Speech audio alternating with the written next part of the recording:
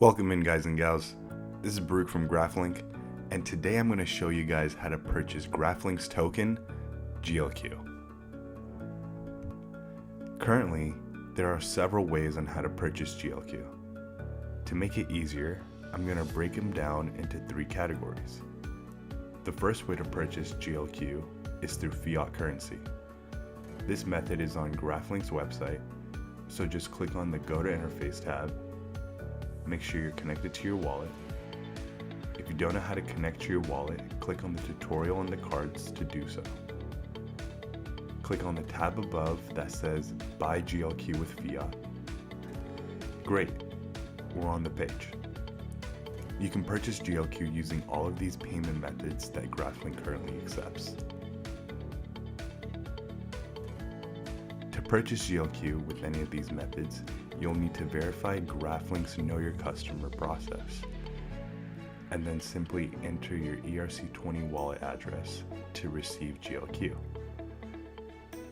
The second way you can purchase GLQ is to use a decentralized exchange. But before we go any further, make sure you verify that GLQ's contract address is the same as what you see on the screen or on Etherscan. You can also check out the description box down below for GLQ's contract address. GLQ is listed on Uniswap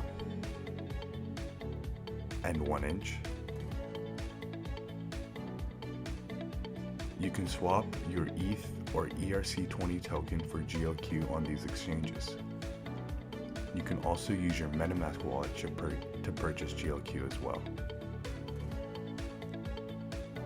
The final way to buy GLQ is on centralized exchanges. GLQ is listed on KuCoin, MXC,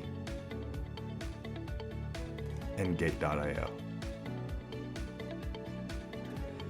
All you need to do is purchase GLQ, then withdraw it to your ERC20 wallet.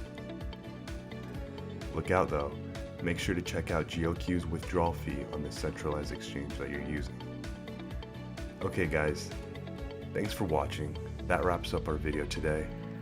Watch the next video on how you could stake GLQ and earn